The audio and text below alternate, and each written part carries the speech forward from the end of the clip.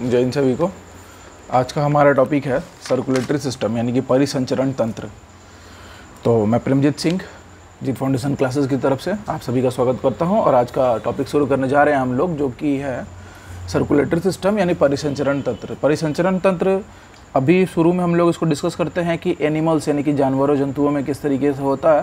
तो simply transportation है, उसका डेफिनेशन अगर देखा जाए और समझा जाए कि ट्रांसपोर्टेशन ठीक है क्या होता है, परिसंचरण क्या होता है, सर्कुलेशन क्या होता है। तो एक शरीर के किसी एक अंग के द्वारा क्या करना है कि शरीर जो ट्रांसपोर्टेशन है एक लाइफ प्रोसेस है, लेकिन किस तरीके का जीवन चक्र है इसको ध्यान से समझिएगा कि किसी एक अंग के द्वारा क्या किया जाएगा कि जो भी पदार्थ होंगे उनका संश्लेषण होगा, यानी कि सिंथेसाइज्ड किया जाएगा, उनको एब्जॉर्ब किया जाएगा और फिर उसको कैरी करके या ट्रांसपोर्ट करके उसके दूसरे अंग तक पहुंचाया जाएगा। तो ये जो प्रक्रिया होती है कि जो पदार्थ होंगे उनको संश्लेषित किया जाए या सिंथेसाइज किया जाए और फिर उसको दूसरे अंग तक लेके जाया जाए, तो ये टोटल जो प्रोसेस होता है इसको हम लोग ट्रांसपोर्टेशन का नाम देते हैं या सर्कुलेशन का परिसंचरण का नाम देते हैं। एक जगह से दूसरी जगह तक पोषक तत्व हुए या फिर गैस हुए, ठीक, या फिर हार्मोन्स हुए,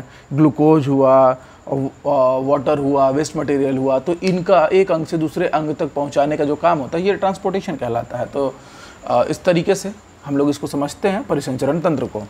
अब बात करेंगे कि परिसंचरण तंत्र जो है वो दो तरीके का होता है जंतुओं में, ठीक है। एक होता है आपका ओपन और एक होता है क्लोज्ड, ठीक। तो ये ओपन और क्लोज किसमें, यानी कि खुला परिसंचरण तंत्र और बंद। तो इसको चलिए डिटेल में देखते हैं।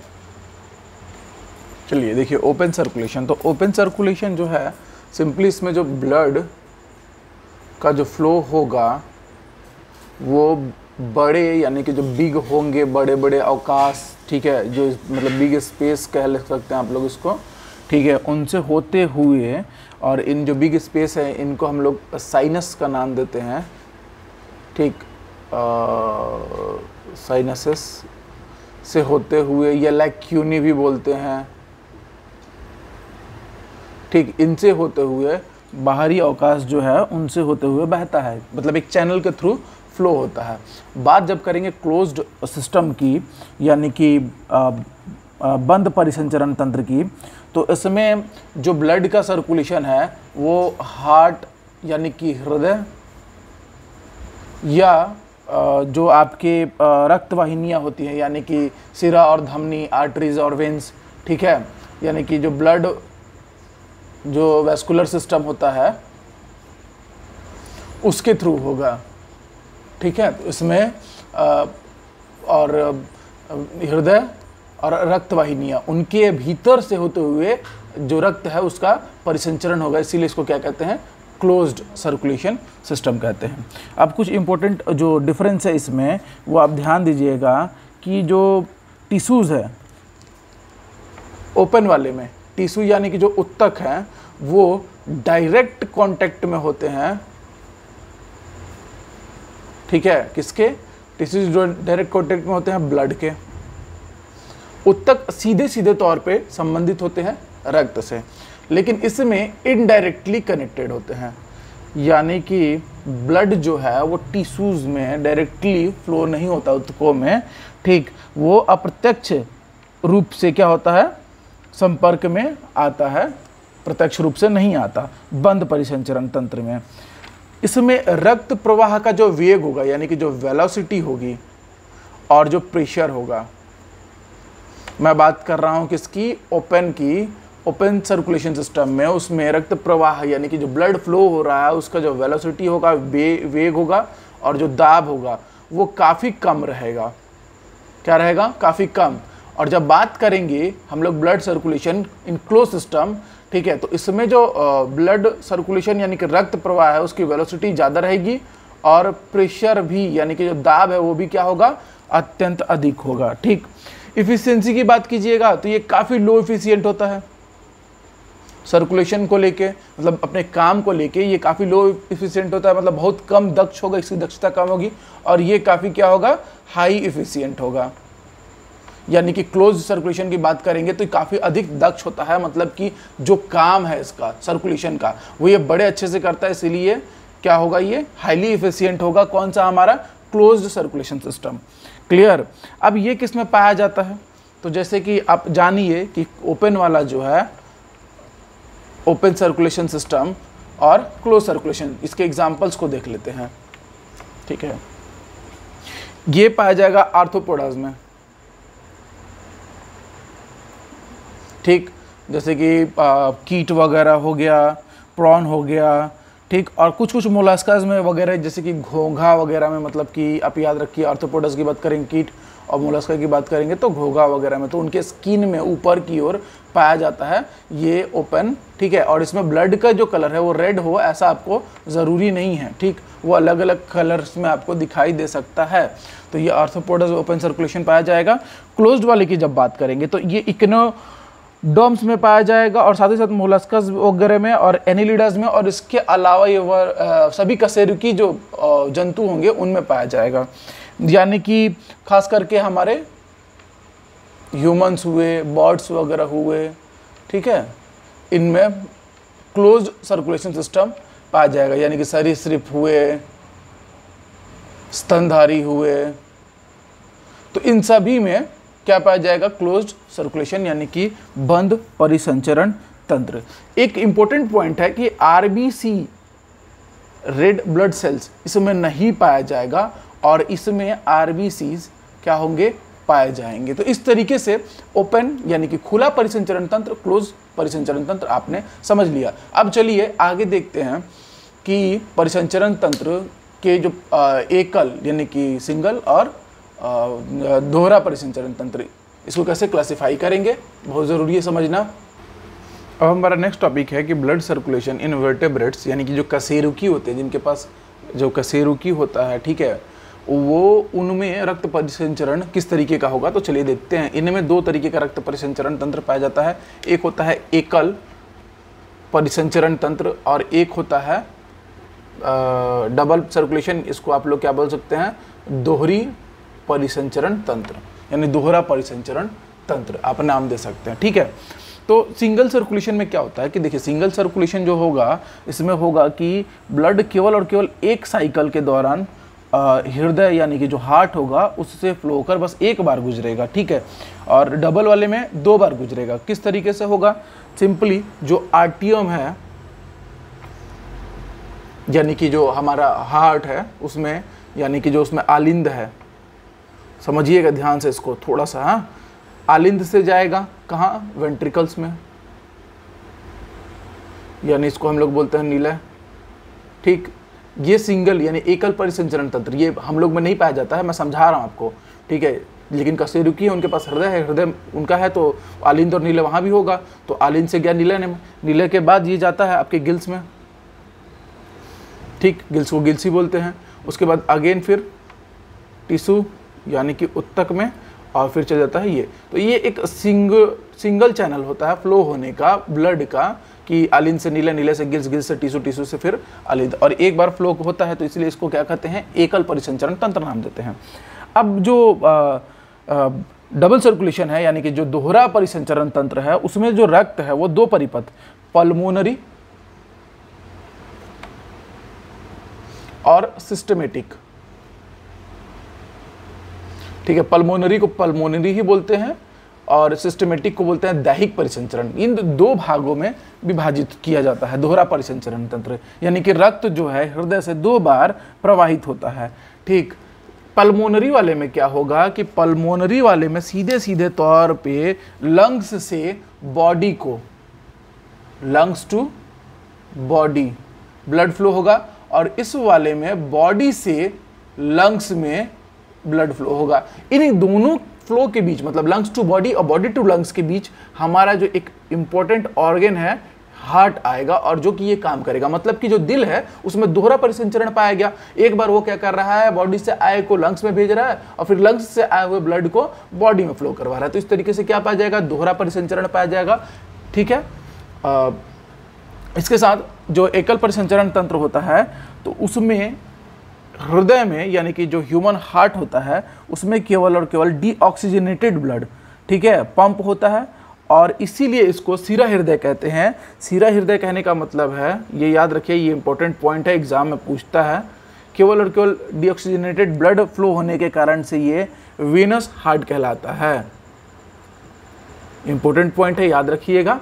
बात करेंगे इसमें, तो इसमें जो है ऑक्सीजनेटेड, ठीक है, जो और वीऑक्सीजनेटेड, डीऑक्सीजनेटेड, ठीक, ऑक्सीजनेटेड और डीऑक्सीजनेटेड ब्लड यानी कि समझिए जिसमें ऑक्सीजन है और जिसमें ऑक्सीजन नहीं है। तो जिसमें ऑक्सीजन नहीं है वो बॉडी से हार्ट में आता है और हार्ट फिर उसको लंग्स को भेजता है, लंग्स उसको ऑक्सीजन सप्लाई देता है, CO2 ले लेता है। इसको आपने पिछले क्लास में जो है रेस्पिरेटरी सिस्टम में पढ़ा था। तो दोनों तरीके के ब्लड्स का सप्लाई करता है, ठीक, इस दोहरे परिसंचरण तंत्र में, और दोनों तरीके का रक्त जो है, ब्लड है, उसको पंप करता है हमारा ह्यूमन हार्ट। तो इसमें आर्टरी और वेंस यानी कि धमनी और सिरा दोनों काम करेंगे, ठीक। धमनी में शुद्ध रक्त और सिरा में अशुद्ध रक्त का प्रवाह होगा, तो इसीलिए इसको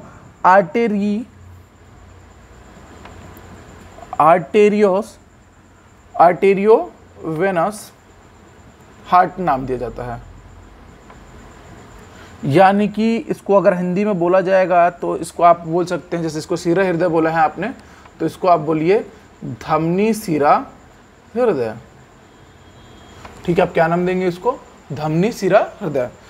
तो डबल सर्कुलेशन वाला धमनी सिरा हृदय और सिंगल सर्कुलेशन वाले में केवल सिरा हृदय पाया जाता है, डीऑक्सीजनेटेड ब्लड पाया जाता है। साथ ही साथ इसका बेस्ट एग्जांपल है जो फिश यानी कि मछली,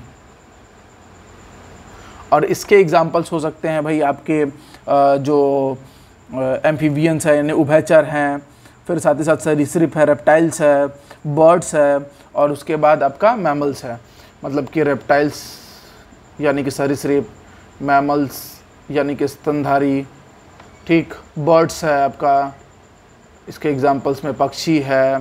तो ये लोग इसके एग्जांपल में जिनमें डबल सर्कुलेशन, दोहरा परिसंचरण तंत्र पाया जाता है, ठीक है। तो चलिए दोहरा परिसंचरण तंत्र, इसमें पल्मोनरी और सिस्टमेटिक है, इसको थोड़ा सा और डिटेल में मैं समझा देता हूँ लगे हाथ, ठीक है। पल्मोनरी क्या होता है और सिस्टमेटिक क्या होता है, इस चीज़ों को बड़ा समझना जरूरी है, उसके बाद ही हम लोग ह्यूमन हार्ट को अच्छे से एक्सप्लेन कर पाएंगे। चलिए ध्यान दीजिए, चलिए देखिए इसको। दोहरा जो परिसंचरण तंत्र है, पल्मोनरी यानी कि फुफ्फुसीय परिसंचरण, ठीक है, और साथ ही साथ सिस्टमेटिक यानी कि दैहिक परिसंचरण, तो इन दो भागों में बांटा गया है, ठीक है। पहला है आपका पल्मोनरी सर्कुलेशन, फुफ्फुसीय परिसंचरण, और दूसरा सिस्टमेटिक यानी कि दैहिक परिसंचरण। ध्यान समझिएगा, बीच में है हृदय यानी कि हार्ट, ठीक है, ऊपर है लंग्स और बॉडी पूरा, ठीक। दो पार्ट्स में डिवाइड किया गया है। यहाँ पे मैंने इसको ब्लू से, यानी कि ये बॉडी से ब्लड आ रहा है, हार्ट में जा रहा है, फिर हार्ट से कहाँ जा रहा है? लंग्स में, और फिर लंग्स से ब्लड आ रहा है हार्ट में, और हार्ट से कहाँ पंप किया जा रहा है? पूरा बॉडी में। तो दोहरा परिसंचरण कर रहा है कौन? हमारा रक्त, मतलब दो तरीके से पंप कर रहा है ब्लड को। ये जो ब्लू वाला है, जो बॉडी से आता है जो ब्लड, तो वो इम्प्योर ब्लड होता है, ठीक है। मैंने इसलिए पूरा ब्लू से लिखा है, इसको पूरा रेड से लिखा है कि आप लोग अच्छे से समझ पाएंगे, ठीक। तो जो ब्लड ये आता है बॉडी से, तो उसमें रहती है कार्बन डाइऑक्साइड की मात्रा, ठीक, और इसको आप कार्बोक्सी हीमोग्लोबिन भी बोल सकते हो, कि जो ब्लड है उसमें कार्बन डाइऑक्साइड रहता है और ये आता है हार्ट में। हार्ट सिंपली क्या करता है? इसको प्योर नहीं करता है, हार्ट इसको भेजता है लंग्स के पास, ठीक। तो ये क्या होगा? ये आया और ये गया लंग्स के पास। लंग्स क्या करेगा? लंग्स में हमने रेस्पिरेशन में पढ़ा था कि वो किस तरीके से जो CO2 है, ठीक है, उसको निकाल फेंकेगा, बाहर कर देगा, और उसमें क्या ऐड कर देगा? ऑक्सीजन, ठीक। ब्लड में यहाँ पे ऑक्सीजन ऐड हो गया। ये अब डीऑक्सीजनेटेड ब्लड से, यानी कि ये देखिए बॉडी से आया था, ये कैसा ब्लड था? इम्प्योर ब्लड था, अशुद्ध रक्त था। क्यों अशुद्ध था? क्योंकि इसमें कार्बन डाइऑक्साइड की मात्रा थी। इसको डीऑक्सीजनेटेड ब्लड, ठीक, जिसमें कि क्या होगा? कार्बोक्सी हीमोग्लोबिन भी आप नाम दे सकते हैं। तो ये आया बॉडी से सिंपली, और बॉडी से आने के बाद हार्ट में, हार्ट ने इसको पंप किया लंग्स के पास। लंग्स ने क्या किया? इसमें से CO2 निकाला और इसमें O2 ऐड किया। अब ये ब्लड जो है वो ऑक्सीजनेटेड हो गया, यानी कि ऑक्सीकृत, विऑक्सीकृत, और ये क्या हो गया? ऑक्सीकृत कहलाया, और ये अब क्या हो गया? प्योर, यानी कि शुद्ध रक्त हो गया, ठीक। और इसको ऑक्सी हीमोग्लोबिन का भी नाम दे सकते हैं, Hb+O2, और ये आएगा अब हार्ट के पास। हार्ट अगेन इसको क्या करेगा? बॉडी में पंप कर देगा। तो बॉडी में फिर से ये आगे जो सेल्स हैं उनके पास चले जाएगा और वहाँ पे ऑक्सीडेशन वगैरह जो भी प्रोसेस है न्यूट्रिएंट्स को तोड़ने वगैरह, पोषक तत्वों को तोड़ने उसके काम आएगा। तो इस तरीके से ये पूरा एक आपका परिसंचरण तंत्र था। तो इसको दो भागों में बांटा गया, फुफ्फुसीय परिसंचरण और दैहिक परिसंचरण। तो ये अब ध्यान दीजिएगा कि जब बॉडी से लंग्स जाते हैं, ये देखिए बॉडी से कहाँ गए, लंग्स, तो ये आपका कहलाता है, जब बॉडी से आप लंग्स जा रहे हैं, ध्यान दीजिएगा, जब बॉडी से लंग्स जा रहे हैं तो ये सिस्टमेटिक यानी कि दैहिक, बॉडी वर्ड पहले अगर आता है, बॉडी टू लंग्स, ठीक है।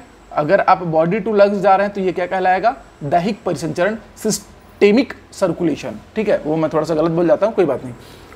तो जब बॉडी से लंग्स गया सिस्टेमिक कहलाया, लेकिन जब लंग्स से आता है तो पल्मोनरी सर्कुलेशन, यानी कि जहाँ लंग्स से चालू हुआ, ठीक है, तो फुफ्फुसीय परिसंचरण का नाम दिया जाएगा। क्लियर। तो ये दो था जो दोहरा परिसंचरण तंत्र। अब हम इसके आगे ब्लड वेस्कुलर सिस्टम या फिर डायरेक्ट हम लोग ह्यूमन हार्ट को स्टडी करेंगे। चलिए देखते हैं आगे। अब ध्यान दीजिए, थोड़ा सा नॉइज़ आ रहा है, लेकिन अब ये 2-3 दिनों से काम चल रहा है, इसके कारण वीडियोस रुक जा रहे हैं, तो अब थोड़ा बहुत एडजस्ट कीजिएगा। साउंड मेरी एकदम क्लियर आ रही होगी आप लोगों को। ट्रांसपोर्टेशन इन ह्यूमन बीइंग, मतलब कि जो मानव है उनमें रक्त का परिसंचरण किस प्रकार से होगा, तो ये दो प्रकार से होगा। पहला होता है ब्लड सर्कुलेशन सिस्टम यानी कि रक्त वाहिका तंत्र, और दूसरा होता है लिम्फेटिक सिस्टम यानी कि लसिका तंत्र, ठीक है। तो ब्लड जो रक्त वाहिका तंत्र होता है उसको फर्दर 3 भागों में विभाजित किया गया है। पहला होता है आर्टरीज, दूसरा होता है वेन्स और तीसरा होता है कैपिलरीज। यानी आर्टरीज को हम लोग कहते हैं धमनी, और वेन्स को कहते हैं सिरा, और कैपिलरीज कहलाते हैं केशिकाएं। इन तीनों में भी आप ध्यान से देखेंगे अगर यहाँ पे, तो धमनी में बहता है प्योर ब्लड, ठीक है, यानी कि शुद्ध रक्त। साथ ही साथ वेन्स यानी कि सिराओं में बहता है इम्प्योर, और कैपिलरीज में भी बहता है इम्प्योर, अशुद्ध रक्त, ठीक है। इनमें क्या बहता है, अशुद्ध रक्त का प्रवाह होता है, इसमें भी अशुद्ध रक्त, इसमें बहता है शुद्ध रक्त, ठीक। लेकिन एक अपवाद है, अपवाद के तौर पे जो धमनी की महाधमनी होती है, पल्मोनरी महाधमनी, उसमें बहता है अशुद्ध रक्त। इसमें क्या बहता है, अशुद्ध रक्त। ये याद रखिएगा, बहुत बार पूछता है। धमनी का नाम देखती है हम लोग प्योर ब्लड सोच के मार देते हैं, ठीक। लेकिन ये एक्सेप्शन केस है, अपवाद है कि आर्टरीज में से पल्मोनरी आर्टरी जो होती है उसमें से क्या होता है, अशुद्ध रक्त का प्रवाह होता है, ठीक, जाके हृदय से जुड़ी होती है ये। इम्प्योर ब्लड, इसमें भी एक्सेप्शनल केस होता है पल्मोनरी वेन्स का, यानी कि पल्मोनरी सिरा का, जिसमें से प्योर ब्लड का फ्लो होता है। किसका, प्योर ब्लड का फ्लो होता है। जबकि सिरा में इम्प्योर ब्लड का फ्लो होता है हर जगह पूरा बॉडी में, और सबसे ज़्यादा ब्लड का फ्लो सिरा में ही होता है। लेकिन केवल और केवल पल्मोनरी वेन्स यानी कि पल्मोनरी सिरा की बात करेंगे तो उसमें प्योर ब्लड फ्लो होता है, ठीक है। तो इस तरीके से ब्लड सर्कुलेशन में आर्टरी, वेन्स और कैपिलरीज, इन तीनों के बारे में आपने जाना। अब लसिका तंत्र, लसिका तंत्र यानी लसिका पहले किसको कहते हैं जान लीजिए कि ब्लड जो है उसमें से आप माइनस करा दीजिए किसको, आरबीसी को, प्लेटलेट्स को और उच्च अणुभार वाले प्रोटीन्स को। इन तीनों को जोड़ के आप ब्लड में से माइनस करा देते हैं, तो ब्लड में जो कुछ भी बच गया वो क्या है, लसिका है। तो ये एक इंपॉर्टेंट क्वेश्चन है, बहुत बार घुमाए गए क्वेश्चन जैसे आए हुए हैं कि लसिका क्या है। जब रक्त में से लाल रक्त कोशिकाएं और प्लेटलेट्स और उच्च अणुभार वाले प्रोटीन, इनको निकाल दिया जाए तो जो बच गया वो क्या होगा, लिम्फ यानी कि लसिका हो जाएगी। तो इस तरीके से ट्रांसपोर्टेशन होगा। अब ब्लड सर्कुलेशन जो सिस्टम है, सॉरी ब्लड वेस्कुलर जो सिस्टम है, एक डायग्राम है, इससे मैं आपको थोड़ा सा क्लियर करने की कोशिश करता हूँ कि किस तरीके से होता है। तो ये आप देख पा रहे होंगे यहाँ पे, ठीक है, आपको दिखाई दे रहा होगा सर्कुलेशन सिस्टम हमारे बॉडी में किस तरीके से होगा, परिसंचरण तंत्र, ठीक। देखिए अब ये पूरा परिसंचरण तंत्र से साइकिल में बनाया हुआ है, सिंपल सा डायग्राम आपको याद रहे इसके लिए मैंने ये कोशिश की है। तो आप लोग बताइएगा कैसा लगा। लंग्स यानी जो रेस्पिरेटरी सिस्टम से सर्कुलेटरी सिस्टम इंटरेक्ट करता है, तो किस तरीके से करता है कि भाई लंग्स में जाएगा, लंग्स क्या करेगा, जो सर्कुलेशन सिस्टम है उससे CO2 निकाल लेगा और बाहर एटमॉस्फेयर में भेज देगा, और क्या करेगा, O2 ऐड कर देगा, ऑक्सीजन ऐड कर देगा। तो इस तरीके से रेस्पिरेटरी सिस्टम से गैसों का आदान प्रदान हुआ हमारे सर्कुलेशन सिस्टम में, परिसंचरण तंत्र में। डाइजेशन सिस्टम, इसमें डायरेक्टली दिखा रहा है फूड, यहाँ पे फूड का पूरा डाइजेशन हो जाता है, उसके बाद जो न्यूट्रिएंट्स बचते हैं, पोषक तत्व बचते हैं, और जो वाटर होता है, ठीक है, उसको ये लेता है और बॉडी में ले जाके बाकी जगहों पर देता है इन द सेंस कि वो जो वाटर है, ठीक है, यूटिलाइज होगा बॉडी के लिए, बॉडी का टेम्परेचर वगैरह सब कुछ मेंटेन करने के लिए। साथ ही साथ जब वो वाटर जो अब एक वेस्ट मटेरियल की तरह हमारे बॉडी में हो जाएगा, तो सर्कुलेटरी सिस्टम उसको यूरिनरी सिस्टम या एक्सक्रीटरी सिस्टम में ले जाके ऐड कर देगा वाटर और वेस्ट मटेरियल को, और जो फिर यूरिन के थ्रू हमारे बॉडी से बाहर निकल जाता है। सर्कुलेटरी सिस्टम फिर आगे जो यहाँ पे न्यूट्रिएंट्स मिले थे, तो ग्लूकोज और यहाँ से जो उसने ऑक्सीजन लिया था रेस्पिरेटरी सिस्टम से, वो ऑक्सीजन ला के सेल्स को देता है। ठीक है, कोशिका को देगा, देख पा रहे होंगे आप अच्छे से, ठीक, कोशिका को। अब यहाँ पे फिर वही होगा कि एनर्जी जनरेट करने का एटीपी वगैरह बनता है और सारा प्रोसेस होता है। सेलुलर रेस्पिरेशन का जो पार्ट है, तो इसमें ये भाग लेगा ऑक्सीजन, और जो ग्लूकोज है वो टूटेगा फर्दर कार्बन, वाटर और उसमें, तो कार्बन देखिए यहाँ से, फिर ये कार्बन सर्कुलेटरी सिस्टम लेगा और कार्बन ले जाकर फिर से किसको दे देगा, रेस्पिरेटरी सिस्टम को। एंडोक्राइन ग्लैंड्स जो हैं उनसे क्या ले गई है, हार्मोन्स। तो इस तरीके से सर्कुलेटरी सिस्टम हमारा यानी परिसंचरण तंत्र हमारे शरीर में काम करता है। इसको देख के आपको अच्छे से समझ में आया होगा। तो ये था हमारा इंट्रोडक्टरी पार्ट, यानी कि जो सर्कुलेटरी सिस्टम था कैसा होगा, कौन कौन सा होगा, इसके बारे में हमने डिस्कस किया, किस तरीके का होगा, ह्यूमन बीइंग्स यानी कि जो मानव होंगे उनमें किस तरीके का होगा। ठीक, तो इस तरीके से हमने इसको देख लिया। अब अगला हमारा जो टॉपिक होगा वो होगा ह्यूमन हार्ट यानी मानव हृदय। चलिए तो मिलेंगे अगले वीडियो में, और अगर ये वीडियो अच्छा लगा हो तो कमेंट करके ज़रूर बताइएगा कि मेरा ये पढ़ाने का जो तरीका है, मतलब इस तरीके से, फिर उसके बाद डायग्राम वगैरह ऐड करके, तो इससे आप लोग को थोड़ा एनोइंग तो नहीं लगता है ना, मतलब कि थोड़ा इरिटेशन वगैरह तो नहीं होता ना, अच्छे समझ में आता है ना, तो ये कमेंट करके ज़रूर बताइएगा, इससे बड़ा हेल्प होगा। ठीक, और थोड़ा साउंड प्रॉब्लम है तो 1-2 वीडियो में चलता है, ज़रूरी है कंटिन्यूटी का बने रहना। मैंने एक दिन बर्दाश्त किया, बट अब कुछ ऑप्शन नहीं है तो कोई बात नहीं, हम लोग कंटिन्यू रहेंगे टॉपिक को लेके। तो अगले टॉपिक में मैं लेके आऊँगा ह्यूमन हार्ट को, यानी कि मानव हृदय को, जिसे आप दिल कहते हैं। मिलते हैं नेक्स्ट वीडियो में, तब तक के लिए जय हिंद।